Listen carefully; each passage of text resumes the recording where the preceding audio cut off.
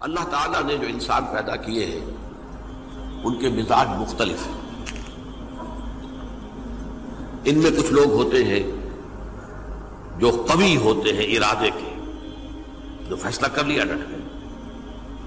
کچھ لوگوں میں وہ قوت ارادی اتنی مضبوط نہیں ہوتی، وہ ادھر ادھر سوچتے رہتے ہیں. کچھ لوگ جسمانی طور پر بہت توانا ہوتے ہیں، کچھ لوگ جسمانی طور پر پیدائشی طور پر کمزور ہوتے ہیں. تو اگر کوئی قوت ارادی کمزور رکھنے والا شخص ہے، وہ بھی تو اللہ کی تخلیق ہے، اللہ کا بندہ ہے، خطاؤں کا ظہور ہو جاتا ہے، توبہ کرتا ہے، پھر کچھ عرصے کے بعد پھر خطا کا ظہور ہو جاتا ہے، پھر توبہ کرتا ہے. تو ہم تو یہ سمجھیں گے کہ ایک حد کے بعد پھر اس کی توبہ قبول نہیں ہونی چاہیے. لیکن حدیث سنیے. وعن ابی ہریرہ رضی اللہ تعالی عنہ قال قال رسول اللہ صلی اللہ علیہ وسلم ان عبدا اذنب ذنبا، یقیناً ایک بندہ جو ہے وہ ایک گناہ کرتا ہے. فقال، پھر وہ کہتا ہے رب، اے میرے پروردگار، اذنبت فاغفر لی، مجھ سے گناہ ہو گیا ہے، مجھے معاف فرما دے. فقال ربہ، تو پروردگار یہ کہتا ہے اعلم عبدی ان لہ ربا یغفر الذنب ویأخذ بہ، میرا یہ بندہ یہ جانتا ہے کہ اس کا ایک رب ہے جو گناہ معاف بھی کر سکتا ہے اور سزا دے بھی سکتا ہے. کیا مانی ہوئے؟ گناہ اس نے کیا ہے لیکن جانتا ہے اللہ کو کہ وہ معاف بھی فرما سکتا ہے، تبھی تو وہ اللہ سے معافی کی درخواست کر رہا ہے. اس کے اس جاننے کی بنیاد پر، اس کے اس علم کی بنیاد پر، اس کے اس ایمان کی بنیاد پر فرمایا غفرت لعبدی، میں نے اپنے بندے کو معاف کر دیا. ثم مکث ما شاء اللہ، پھر وقت گزرا جتنا کہ اللہ نے چاہا. ثم اذنب ذنبا، پھر اس سے گناہ ہو گیا. فقال رب اذنبت ذنبا فاغفر، پھر کہتا ہے پروردگار مجھ سے گناہ ہو گیا، پھر مجھے معاف فرما دے. فقال ربہ، اللہ فرماتا ہے عالم عبدی ان لہ ربا یغفر الذنب ویأخذ بہ، میرا بندہ ہے نا جو جانتا ہے کہ اس کا ایک رب ہے، ایمان باللہ اس کے اندر ہے، تبھی تو پکار رہا ہے. اور یہ بھی جانتا ہے کہ وہ گناہ معاف بھی کر سکتا ہے اور چاہے تو پکڑ بھی سکتا ہے، سزا بھی دے سکتا ہے. تو فرمایا، اللہ تعالیٰ فرماتے ہیں میں نے فرمایا کہ میں نے معاف کر دیا. ثم مکث ما شاء اللہ، پھر ایک عرصہ گزرا اس کے بعد. ثم اذنب ذنبا، پھر اس نے گناہ کیا. قال رب اذنبت ذنبا آخر، اس نے کہا پروردگار میں نے تو پھر ایک اور گناہ کر دیا، فاغفر لی، مجھے بخش دے.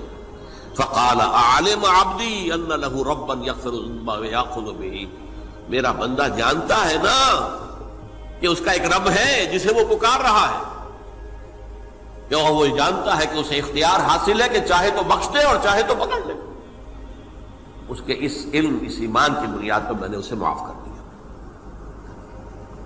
ایک اور حدیث، میں نے چونکہ اس گفتگو کے لیے ان احادیث کا تفحص کیا ہے، یہ تو بہت ہیں حدیثیں، میں نے ان میں سے کچھ چنی ہیں. ہمارے بعض واعظ ناصح وہ بھی کسی شخص کو روکتے رہے، برائیوں سے روکتے رہے، نہیں رکتا تو کہیں غصے میں آ کے اللہ تجھے کبھی معاف نہیں کرے گا. یہ کتنا بڑا جرم ہے، اس کا اندازہ کیجئے اس حدیث سے. تو میرے بندے کو میری رحمت سے مایوس کر رہے ہیں، کتنا بڑا جرم ہے، اس کا اندازہ کیجئے. یہ مسلم شریف کی روایت ہے عن جندب، حضرت جندب رضی اللہ تعالی عنہ سے، ان رسول اللہ صلی اللہ علیہ وسلم حدث، کہ اللہ کے رسول صلی اللہ علیہ وسلم نے ایک واقعہ بیان کیا. ان رجلا قال، کہ ایک شخص نے یہ کہا واللہ لا یغفر اللہ لفلان، کہ خدا کی قسم اللہ تعالیٰ فلاں شخص کو کبھی معاف نہیں کرے گا. وَأَنَّ اللَّهَ تَعَالَى قَالَ، اس پر اللہ تعالیٰ نے یہ فرمایا منزل الذی یتعلی علیہ، یہ کون ہے جو میرے اوپر حکومت کرنے والا آ گیا، جو میری طرف سے حکم لگا رہا کہ میں کبھی معاف نہیں کروں گا؟ منزل الذی، کون ہے وہ شخص، الذی یتعلی علیہ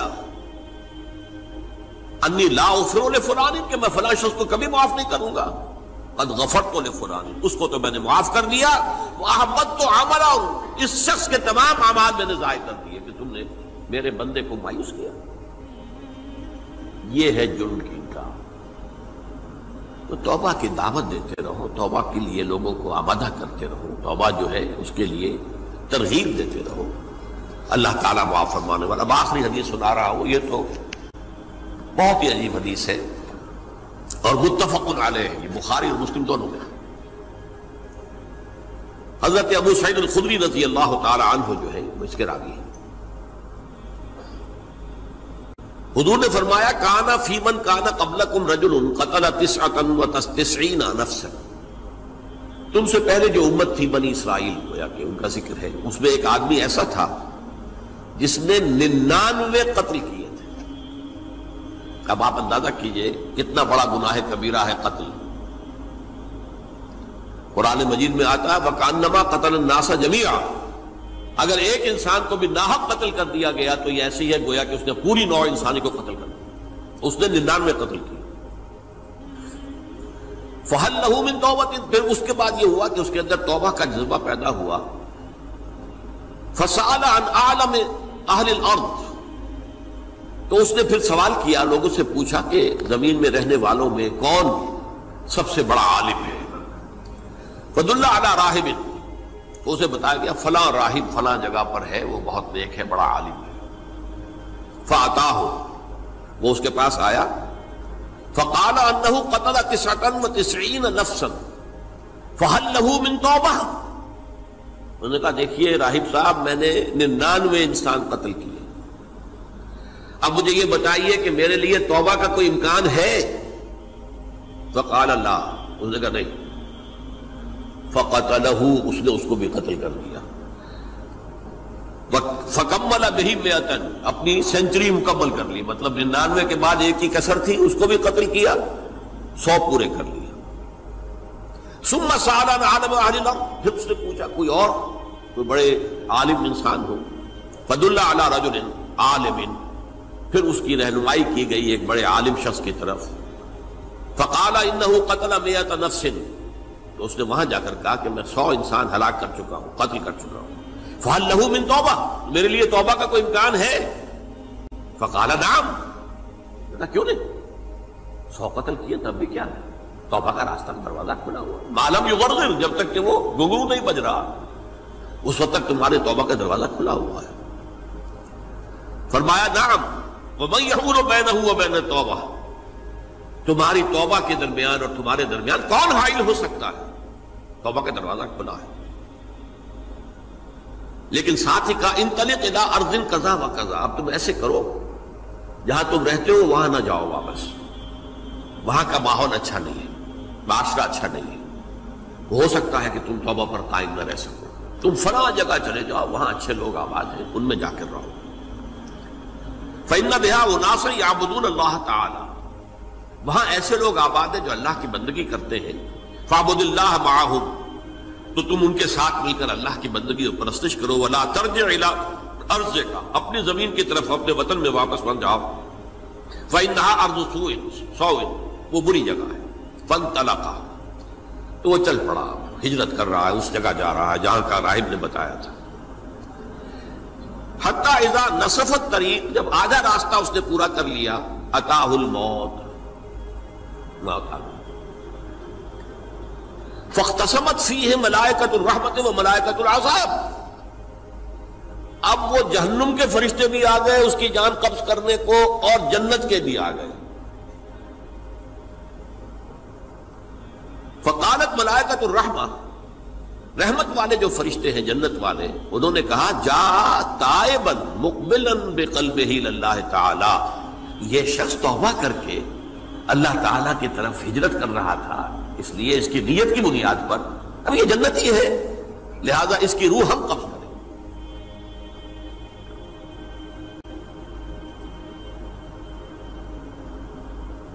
وقالت الملائکۃ العذاب، اور وہ جو عذاب والے فرشتے ہیں وہ کہیں گے انہ لم یعمل خیرا قط، تو نے توبہ کے بعد کوئی نیک عمل تو کیا ہی نہیں، تو کس بنیاد پر اس کو تم جنت میں لے جاؤ گے؟ اس کو تو دوزخ میں جانا چاہیے۔ فَأَتَاهُ مَلَكٌ فِي صُورَةِ الْآدَمِيِّ، تو ان کے پاس اللہ نے ایک اور فرشتے کو بھیج دیا آدمی انسانی شکل کے اندر، فَجَعَلُوهُ بَيْنَهُمْ، تو ان فرشتوں نے کہا بھائی ہمارا فیصلہ کرا دو، اس کی روح ہم لینا چاہتے ہیں یا ہم لینا چاہتے ہیں، انہیں حکم بنا دیا۔ فَقَالَ قِيسُوا مَا بَيْنَ الْأَرْضَيْنِ فَإِلَىٰ أَيَّتِهِمَا كَانَ أَقْرَبَ، کہ تم فاصلہ ناپ لو جہاں سے وہ چلا ہے اور جہاں جا رہا تھا اور یہاں اس کی موت ہو رہی ہے، تو کون سا فاصلہ زیادہ ہے؟ جب ناپا گیا، بلکہ ایک حدیث میں آتا ہے کہ اس پر اللہ نے زمین کو جو ہے حکم دے دیا، ایک طرف والی زمین تو سکڑ جا، دوسری والی جو ہے تو پھیل جا، تاکہ وہ جدھر جو وہ جا رہا تھا وہ زیادہ قریب ہو جائے بنسبت اس کے کہ جہاں سے وہ چلا تھا۔ تو اس فیصلے پر پھر جو فرشتے تھے جو کہ رحمت کے فرشتے تھے وہ اس بندے کو لے گئے جنت کے اندر۔ یہ ہے توبہ کی عظمت اور اس کی تاثیر۔